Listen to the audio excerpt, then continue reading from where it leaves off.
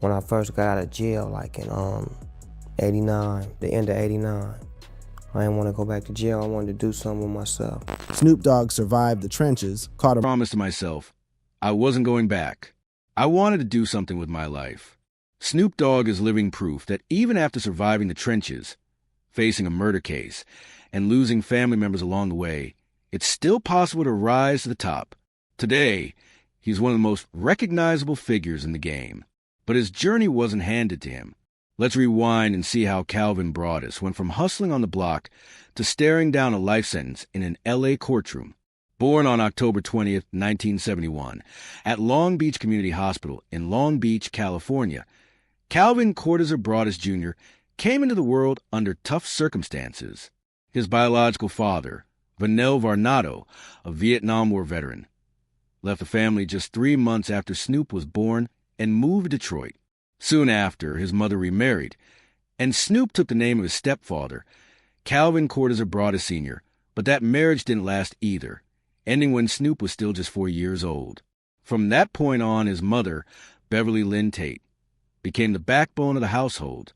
She worked multiple jobs just to keep food on the table while raising Snoop and his brothers on the east side of Long Beach, one of the roughest neighborhoods in the city during the 70s and 80s. Factories were closing, jobs were disappearing, and the crack epidemic was beginning to tear through the community like wildfire. To help out, young Snoop left and right, yet he came out on top as one of the most recognized figures in the game. Let's run it back and see how Calvin Broadus went from hustling on the block to staring down a life sentence in an LA courtroom. From the trenches to the brink.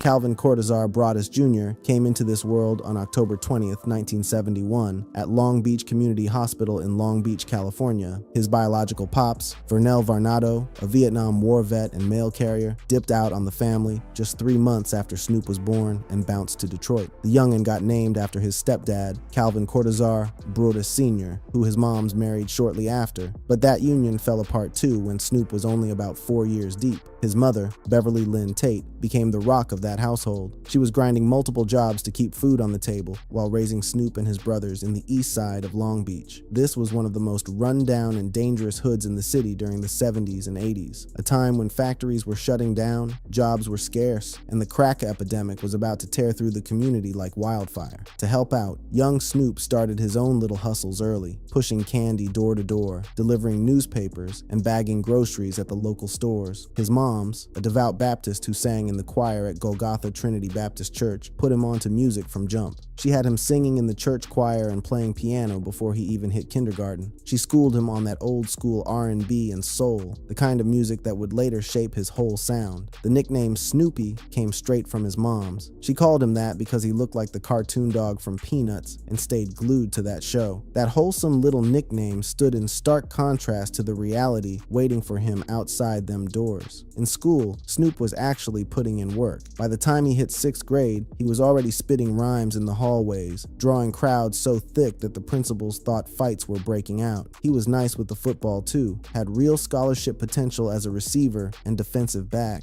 and he stayed active in church throughout, but the streets were calling. The east side of Long Beach in the late 80s was infested with gang activity. Police was on everybody's neck, and drugs were flooding the neighborhood. Snoop got put on with the Rollin' 20s neighborhood Crips, around 15 or 16 years old. He's always said it wasn't some dramatic initiation. When you grow up in Crip territory, your homies are already in it. The set offered brotherhood, protection, and a bag in a community where legit opportunities were damn near non-existent. Looking back, Snoop has spoken on how the environment shifted as he and his homeboys got older, from innocent kids playing sports to young men caught up in the system. As a kid, it was cool because it wasn't too much violence. It was, all my homeboys, we played football, basketball, we were in that sports or either going to school. But then as we got older, a lot of the homies started getting caught up and gangs started to form, and some of us started going to jail. By the time he was in his late teens and early 20s, Snoop was fully caught up in the street life. He was moving weight, dealing cocaine, money came fast, but so did the pressure from rivals and law enforcement at every step.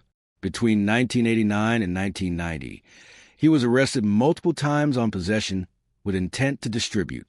One of those cases in 1990 landed him in Los Angeles County's Wayside Maximum Security Prison for nearly 6 months.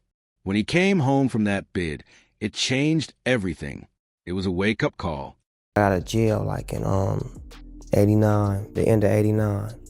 I didn't want to go back to jail. I wanted to do something with myself.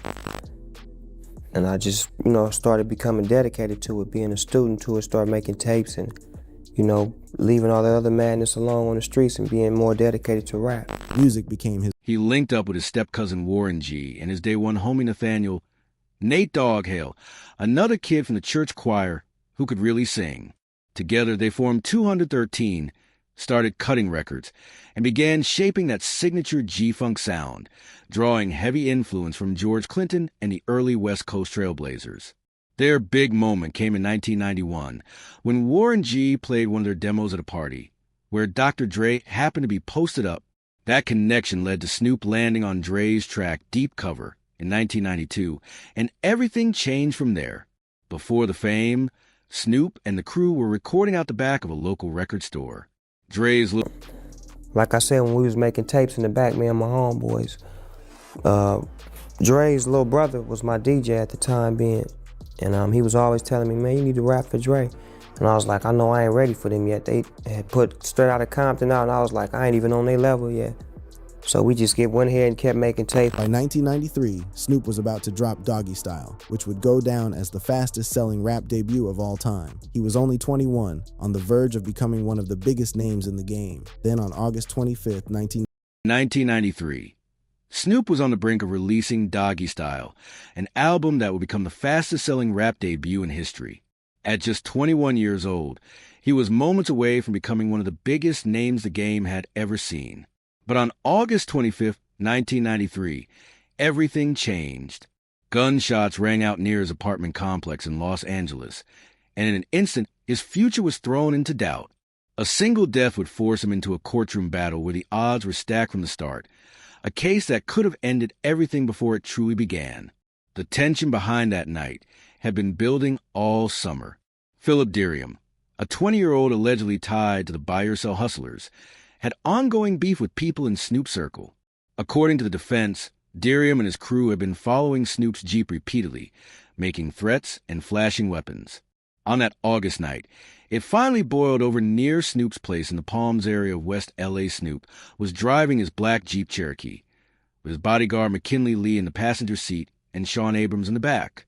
When they spotted Diriam walking through a nearby park, words were exchanged. Moments later, Lee fired from inside the vehicle. Diriam was struck as he turned to run and collapsed at the scene. No weapon was found on him. First-degree murder charges. They were looking at life behind bars or even the death penalty. Years later, Snoop broke down what it felt like walking into that courtroom as a young cat with his whole life hanging in the balance. Yeah, and let me ask you a question. What was that feeling, man? Because there's a lot of young cats out here that think the street life is all that. I remember everybody seen it when you was walking the court when you was a young cat. You going in there, you and Suge and them. What was that feeling, man? Could you describe that feeling to these young cats? It wasn't. It wasn't nice. It wasn't. We talking about murder was the case. When you fighting for your life, when you fighting a murder case, and you in the judicial system, first of all, the system designed to beat you anyway. The trial kicked. The prosecution came at Snoop hard, portraying him as a cold, calculating figure who had orchestrated the hit out of revenge. They even tried to turn his own music against him, citing lyrics from Murder Was the Case as proof of his mindset. This marked the first time Snoop had real legal representation. Before that, he had been forced to take whatever plea deal came his way, simply because he couldn't afford to fight back. If you want, I can also make a more cinematic, YouTube-ready version that hits harder for storytelling and keeps viewers hooked. Do you want me to do that? How to carry myself.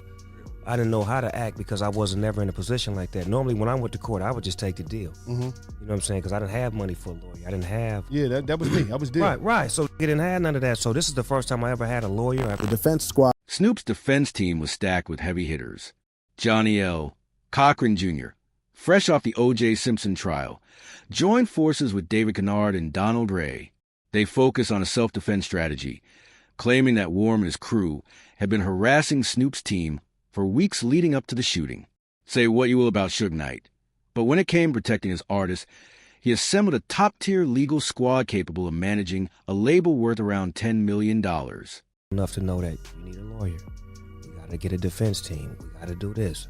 Don't say a word. How much does your lawyer cost? Man, we spent about $10 million on that case. Damn. Just to get you out. He spent $10 million cash. At least, because the case went on for 3 years.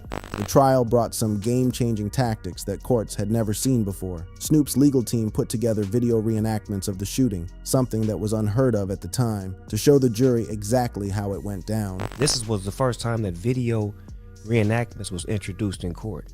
So we had to reenact what had actually happened through a video that my attorney was willing to had found a way to put together, so it was like a reenactment like you see now when you watch those shows, the first 48 and all that. You see them how we was the first ones to do that in court. The jury went into The trial introduced groundbreaking strategies that were new to the courtroom. Snoop's attorneys even created video reenactments of the shooting, a move that was unprecedented at the time, to give the jury a clear picture of exactly what happened. tomorrow wasn't promised to nobody. As a result, is it possible for you to kind of map out a future for yourself, or are you taking it like as it comes at the moment? I gotta always have a plan, you know what I'm saying, for the future, but I like to take it day by day because nobody's promised tomorrow. After beating the case, Snoop made a conscious decision to switch up his whole vibe. He toned down the gangsta posturing on 1996's Thaw Dog Father and started pushing more peaceful energy. He had survived what so many of his peers didn't, but surviving meant watching the people around him fall. And The jury began deliberations on February 20th, 1996. After 4 tense days of back-and-forth discussion, with fears of a deadlock looming, they returned a verdict.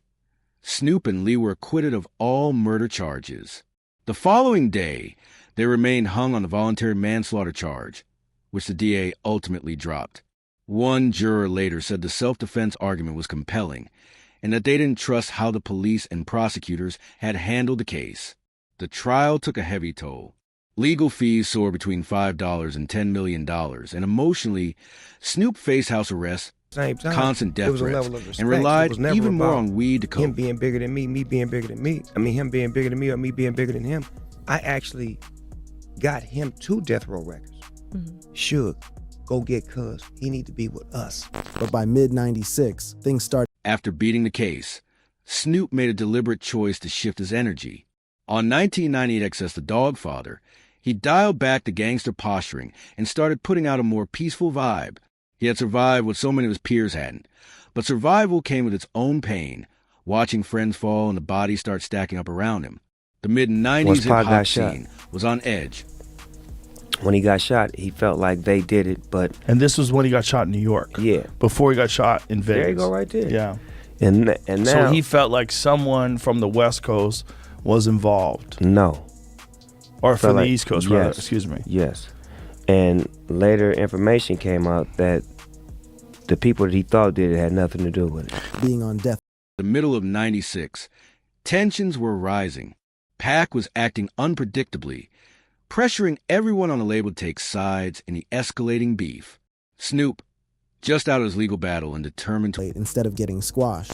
So by him accusing people of it, it kind of set things off. And then by him being bailed out by Death Row Records, and Death Row Records adding more gasoline to the fire, and him being a part of the most gangsterous label in the world that his opposition didn't want no issues with.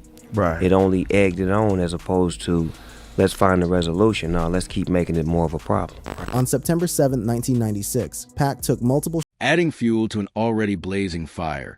The label's reputation and Suge's aggressive approach only intensified the beef instead of putting it to rest. Snoop has also said he feared for his life staying on that label. In 1998, he bought his way out of his death row contract. Cherish the moments that I had with her. So it went from tears of sadness to tears of joy to me and my brother conversing, and my kids was behind me. It turned into a beautiful day. But like those moments like that are moments I like to share with people, to show them that I'm normal, that I do have a moment where I do cry and I do feel like you feel, and I'm not always happy and I'm not always up. Early 2024 hit him with back-to-back Those public moments of mourning became Snoop's way of processing his grief, transforming his sadness into something he could share with others who have faced similar struggles. 2024 Olympics commentary, and ownership of Death Row Records since 2022. Taking control of Death Row let him clean up the label's image and expand it into territories nobody had touched before. Now, you know what? It's important, too, for us to shout out Death Row because you have taken that mantle and Yes. you are waving that flag Yes. and doing movies and music and all of that. Me cleaning up the Death Row image, cleaning up the old way of business, giving it new departments, giving it Death Row Pictures, Death Row Games, Death Row Cannabis, and just expanding the brand, being lovable, being approachable, doing great business, and just doing some things that never been done with this label. That work ethic goes all the way back to his come-up, selling candy, delivering papers, running the offense as quarterback, directing the play as point guard. The grind was never the issue. That was always his element. No, never the work. The work was Help for his mental health, dealing with the childhood trauma, the stress from the murder trial, the survivor's guilt from watching his homies die, and all the family losses piled on top. He's been hitting therapy once a week for 5 years straight. And that anxiety record's so hard. Like, right. Because we go through that, right? Yeah. It feels like we all go through that, but it's starting to become cool to talk about. You know, if you said it maybe 5 years ago, people look at you like you crazy. If nobody wants the stigma of, I'm crazy. No, I just want some help. The Snoop Youth Football League, which he started back in 2005, has produced results that go way beyond what anybody expected. Not just ballers, but leaders making moves in every field. We've been around since 2005, and to this day, we have 47 kids that have made it to the NFL. 47. incredible. Yes, sir. And then we also have sheriffs, we have Rhodes Scholars, we have lawyers, doctors. We even had one of the kids that was head of education in the White House. Like, we got kids, women. I keep calling them kids because they were kids when they were in my but now they league, but grown we ups. have men and women who have come from my league that are doing some remarkable stuff outside of football. He also launched Snoop Youth Special Stars for kids with special needs, a program that means more to him than even seeing his players make the league. His evolution as a performer came from getting schooled by Charlie Wilson of the Gap Band, who taught him how to rock a stage proper during the Lollapalooza tour, how to command the crowd, set up his track list, and carry himself like a professional. I needed Charlie because Charlie was a professional. Yeah. And the Lollapalooza tour, I had to have a band. So that got me right by having a band, having him as the MD, and we had songs together from the Dogfather. And he showed me how to perform, how to take advantage of the crowd, how to look them in the eye, how to stay engaging with them, how to put my set list together where you don't play your biggest records first. His bond with Martha Stewart shows how he can connect across worlds that seem like they got nothing in common. They got business ventures, TV shows, and a real friendship that nobody saw coming. That's what I love about her, is that she got the same spirit that I have, as far as, like, she's a hustler. And she ain't snitch neither. Nah, she a rider. You know what I'm saying? So Rolled out. it's crazy how people are so for each other and so belonging and deserving of each other, and we don't know it because we always put a wall up thinking that we can't. Like, I can't hang out with that person. They ain't the same color as me. Growing up and having kids changed everything for him. It made him want to make it home, to survive, to be present for his family. And then when you start having babies, like if you got a real good heart and you realize you brought something in this world, it's your responsibility to be better for your baby, and not just your baby, but the babies in the world. Because when you blessed with a baby, you see what the world is dealing with when they have a baby. Now as a grandfather, he moves different than he did as a father. Softer, more protective, less tough love. I say with my grandkids, I do a lot of things that I didn't do for my kids, and I'm more like softer on them because I feel like they're precious. With my kids, I was hard on them.